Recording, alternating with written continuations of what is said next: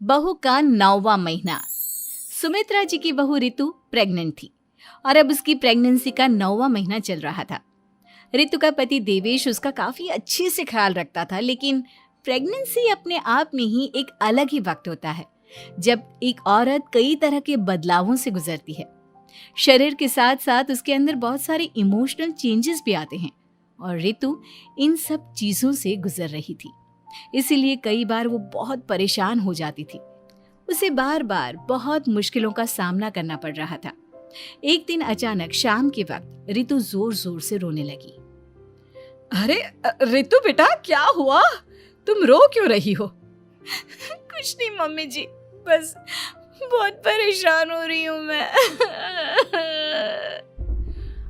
हाँ बेटा, वो तो मुझे भी दिख रहा है, तभी तो रो रही हो तुम। लेकिन परेशानी के पीछे की वजह तो बताओ, आखिर बात क्या है? किसी ने कुछ कहा क्या तुमसे? नहीं मम्मी जी, किसी ने कुछ भी नहीं कहा, बस ऐसे ही मेरा मन कर रहा है रोने का। अरे बेटा, ये क्या बात हुई? रोने का मन कर रहा है? अरे तुम माँ बनने वाली हो, अगर इस तरह रहोगी ना तो बच्चा भी रोने वाले नेचर का पैदा होगा। तो फिर मैं क्या करूं मम्मी जी? मुझे बता अपने दिल की बात, मेरे साथ शेयर कर कि क्या परेशानी है। वो क्या है ना मम्मी जी, मैं अपने पेट की तरफ देखती हूँ ना तो अजीब सी घबराहट होती है। अरे लेकिन क्यों बेटा? तुम्हारे पेट में तो तुम्हारा आने वाला बच्चा है, इसे देखकर तुम्हें खुश होना चाहिए। मम्मी जी वो क्या है ना, मेरा पेट इतना बड़ा हो गया है, शरीर की हालत ऐसी हो गई है तो सोच सोच कर डर लगता है कि मैं कभी फिर से पहले जैसी स्लिम और ब्यूटीफुल हो पाऊंगी क्या। अरे बेटा, ये तो कुछ दिनों की बात है, सब कुछ बिल्कुल पहले जैसा हो जाएगा। कुछ दिनों के बाद तुम्हें चिंता करने की कोई जरूरत नहीं होगी। रितु, क्या हुआ? तुम बार बार करवटें क्यों बदल रही हो? रात के 2 बज रहे हैं, सो जाओ ना अब। देवेश, नींद नहीं आ रही है, मैं ठीक से सो नहीं पा रही हूँ। अरे ये क्या, तुम तो उठकर बैठ गई। इस तरह बैठे बैठे पूरी रात बिताओगी क्या? क्या करूं देवेश, पेट की वजह से जैसे ही लेटती हूँ अजीब सा लगने लगता है, ठीक से सो भी नहीं पाती। तुम एक काम करो, अपने पेट के बगल में एक तकिया लगा लो, तुम्हें ठीक से नींद आ जाएगी। वो भी करके देख लिया, अब तो लगता है जब तक बच्चा इस दुनिया में नहीं आएगा मैं ठीक से सो भी नहीं पाऊंगी। रितु, बच्चा आने के बाद कौन सा चैन की नींद सो पाओगी? कम से कम अब तो आराम कर लो। तुम सो जाओ देवेश, मैं बैठे बैठे ही अपनी नींद निकाल लूंगी। और फिर कुछ दिन के बाद सुमित्रा जी के घर पर कुछ परिचित लोग मिलने के लिए आते हैं। मम्मी जी, आप उन लोगों के साथ बैठकर बातें करिए, मैं सबके लिए चाय बना देती हूँ। अरे नहीं नहीं बेटा, मैं कर लूंगी, अभी तुम्हारी तबीयत ठीक नहीं है ना, तुम आराम करो। अरे मम्मी, घर के छोटे मोटे काम तो मैं करती हूँ ना, चाय बनाने में कैसी प्रॉब्लम? अच्छा ठीक है, अगर कोई परेशानी नहीं है तो बना दो चाय। अरे ये क्या बात है सुमित्रा जी, आप तो दादी बनने वाली हैं। हाँ जी, बस ठीक ठाक तरीके से मेरा पोता या पोती इस दुनिया में आ जाए तो चैन हो जाए। सही कहती हैं बहन जी, एक औरत के लिए ये वक्त बहुत मुश्किल होता है। वैसे बहू की तबीयत तो ठीक है ना? हाँ हाँ, तबीयत तो ठीक है, बस ऐसे ही थोड़ी बहुत परेशानी है जो इस वक्त होती है, उसी से गुजर रही है। पहली बार माँ बन रही है ना, कभी कभी परेशान हो जाती है। सुमित्रा जी रिश्तेदारों से बात करती है और उन्हें काफी देर हो जाती है। रिश्तेदारों के जाने के बाद, अरे रितु बेटा, तुम अभी तक किचन में काम कर रही हो? मैंने तुम्हें मना किया था ना, इतनी देर खड़े रहने की क्या जरूरत थी? मम्मी जी, वो मुझे लगा रात के खाने में देर हो जाएगी, इसलिए मैं साफ उधर बिजी थी तो मैं खाना बनाने लग गई थी। अरे बेटा, तुम तो बिल्कुल कुछ भी नहीं समझती, जरा अपने पैरों की हालत तो देखो। हाँ मम्मी जी, मुझे भी ना पैरों में बहुत भारीपन लग रहा है। ये भारीपन नहीं है, ज्यादा देर खड़े रहने की वजह से तुम्हारे पैरों में सूजन आ गई है। अब कमरे में जाकर आराम करो, चलो। और सुनो, अपने पैरों के नीचे ना तकिया लगा लेना, सर के नीचे मत लगाना, ठीक है? अपने कमरे में जाने के बाद यार ये प्रेगनेंसी भी कितनी अजीब चीज है, कभी रोने का मन करता है, कभी हंसने का। घर में सब मुझे बहुत प्यार करते हैं, लेकिन प्रेगनेंसी की जो प्रॉब्लम्स मैं फेस कर रही हूँ वो मैं किसी को नहीं समझा सकती। ये सब कब ठीक होगा? और फिर एक रात अचानक रितु नींद में उठकर बैठ जाती है और अपने पूरे शरीर पर खुजली करने लगती है। देवेश की आंख खुलती है और वो रितु को इस तरह खुजली करते हुए देखता है। अरे क्या हुआ रितु, तुम ठीक तो हो ना? पता नहीं क्यों देवेश, लेकिन अचानक से पूरे शरीर में खुजली हो रही है। दिखाओ जरा मुझे। अरे लेकिन तुम्हारे शरीर पर तो कोई मच्छर के काटने की या किसी तरह के रैशेस भी नहीं है, फिर खुजली क्यों हो रही है? लगता है ये भी प्रेगनेंसी की कोई नई प्रॉब्लम है। अरे अरे परेशान मत हो, मैं मम्मी को बुला कर लाता हूँ। सुमित्रा जी के आने के बाद अरे क्या बात है बेटा, इस तरह क्यों खुजली कर रही हो? अचानक से क्या हो गया तुम्हें?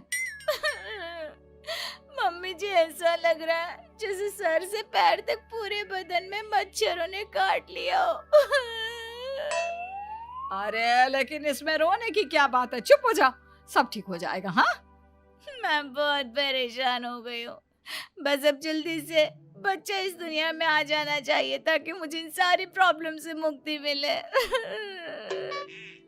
ऐसा नहीं कहते रितु, माँ बनना तो दुनिया की सबसे बड़ी खुशखबरी है और ये सारी परेशानियां तो सबके साथ होती है।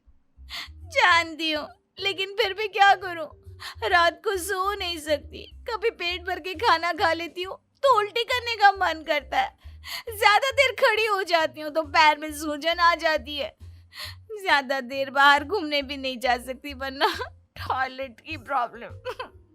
ये सब कब ठीक होगा?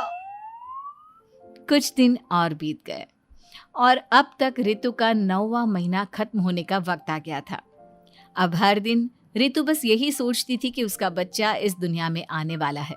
हाँ, वो बात अलग थी कि वो कई तरह की इमोशनल चेंजेस से गुजर रही थी और फिर एक दिन अचानक, देवेश मुझे ना चाउमीन खाने का मन कर रहा है। अभी रात के 12 बजे? अरे रितु, इस वक्त चाउमीन कहाँ से लेकर आऊंगा मैं? किसी होटल में फोन करो ना, कोई तो डिलीवर करता होगा ना इतनी रात को। नहीं नहीं रितु, इतनी रात को कोई डिलीवर नहीं करता, तुम कल खा लेना, मैं कल तुम्हारे लिए लेकर आऊंगा बस। नहीं, मुझे अभी खाने का मन कर रहा है, मुझे अभी खाना है। अच्छा अच्छा ठीक है, एक काम करो, मैं किचन में जाकर तुम्हारे लिए मैगी बना कर लाता हूँ, क्या पता उसे खाकर तुम्हारा मन ठीक हो जाए। हाँ ठीक है। देवेश रितु को मैगी बनाकर खिला देता है, लेकिन अगले दिन अचानक से रितु की तबीयत खराब हो जाती है। क्या हुआ है बहू को? बेटा तूने कुछ उल्टा सीधा तो नहीं खा लिया ना? मम्मी वो कल आधी रात को चाउमीन खाने की बात कर रही थी तो मैंने इसे मैगी बनाकर खिला दी। अरे लेकिन एक बार मुझसे तो पूछ लेता, इसी वजह से उसे अजीब सा लग रहा है। कोई बात नहीं, वैसे भी बच्चा आने का वक्त पास आ गया है ना, इसलिए ये सब चीजें हो रही है। मेरे पेट में बहुत दर्द हो रहा है, जब से मैगी खाई है तब से पता नहीं क्या हो गया। अरे कुछ नहीं हुआ बेटा, बस कुछ दिन की बात और है, परेशान मत हो। चल हम तुम्हें ना डॉक्टर के पास ले चलते हैं। हॉस्पिटल जाने के बाद, डॉक्टर साहब, मेरी बहू की तबीयत ठीक तो है ना? हाँ, वैसे तो सब कुछ ठीक लगता है, डाइजेशन का प्रॉब्लम हो गया है, ऐसे वक्त में हो जाता है। प्रेगनेंसी की वजह से पेट के ऊपर बहुत प्रेशर आ जाता है, इसलिए डाइजेशन थोड़ा वीक हो जाता है। और उन्होंने रात के वक्त मैगी खा ली, इसलिए उनको ये प्रॉब्लम हो गया। डरने वाली कोई बात नहीं है। थैंक यू डॉक्टर साहब, अब हम इसका ध्यान रखेंगे। लेकिन अब रितु की डिलीवरी का वक्त पास आ गया है, आपको उनका पहले से भी ज़्यादा ध्यान रखना होगा। मैंने चेकअप कर लिया है, 1 सप्ताह के अंदर रितु की डिलीवरी होने के पूरे चांस है। एक दिन अचानक किचन में काम करते करते रितु के पेट में बहुत तेज दर्द होने लगता है। देवेश, मम्मी जी जल्दी आइए।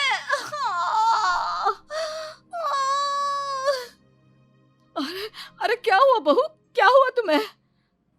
बहुत दर्द हो रहा है मम्मी, मेरे पेट में बहुत तेज दर्द हो रहा है, मुझसे खड़ा भी नहीं रहा जा रहा। इधर आ जाओ रितु, मैं तुम्हें बेड पर लिटा देता हूँ, सब ठीक हो जाएगा। बेटा, मुझे लगता है इसकी डिलीवरी का वक्त पास आ गया है। अब हमें रितु को हॉस्पिटल ले जाना होगा। वैसे भी डॉक्टर ने कहा था कि 1 सप्ताह के अंदर डिलीवरी कभी भी हो सकती है। मुझे बहुत दर्द हो रहा है, ऐसा लग रहा है जैसे मैं मर जाऊंगी। प्लीज मुझे बचा लो देवेश। अरे रितु, घबराओ मत, ऐसा कुछ नहीं होगा। हॉस्पिटल पहुंचने के बाद आप जल्दी से रितु को एडमिट करवा दीजिए और आप लोग बाहर वेट करिए। नहीं, मुझे बहुत दर्द हो रहा है। रितु, समझने की कोशिश करो, सब कुछ ठीक हो जाएगा। रितु को लेबर पेन शुरू हो गया था और वो काफी तकलीफ से गुजर रही थी। एक बच्चे को जन्म देते समय औरत जिस तकलीफ से गुजरती है उसे सिर्फ वही समझ सकती है। रितु की तकलीफ को देखकर देवेश भी काफी इमोशनल हो गया था। रितु को इस तरह चीखते देखकर उसे बहुत दुख हो रहा था, लेकिन आधे घंटे के बाद जब डॉक्टर अपने हाथ में रितु और देवेश की छोटी सी बच्ची को लेकर आया तो रितु के चेहरे पर स्माइल आ गई। रितु, ये देखो, तुम्हारी और मेरी नन्ही सी बेटी। ये तो एकदम परी की तरह दिखती है। दिखेगी क्यों नहीं, एकदम तुम पर गई है ना, इसलिए। लेकिन मम्मी, उसकी नाक तो मेरे जैसी है। अच्छा ठीक है, नाक तुम रख लो, बाकी सब मेरे जैसा। देखा रितु, तुमने कितनी तकलीफ सही, लेकिन उस तकलीफ के बदले तुम्हें भगवान ने ये छोटी सी परी दे दी। और ऐसा सब औरतों के साथ होता है। तुमने बहुत हिम्मत रखी है बेटा, और इसका नतीजा आज हमारे सामने है।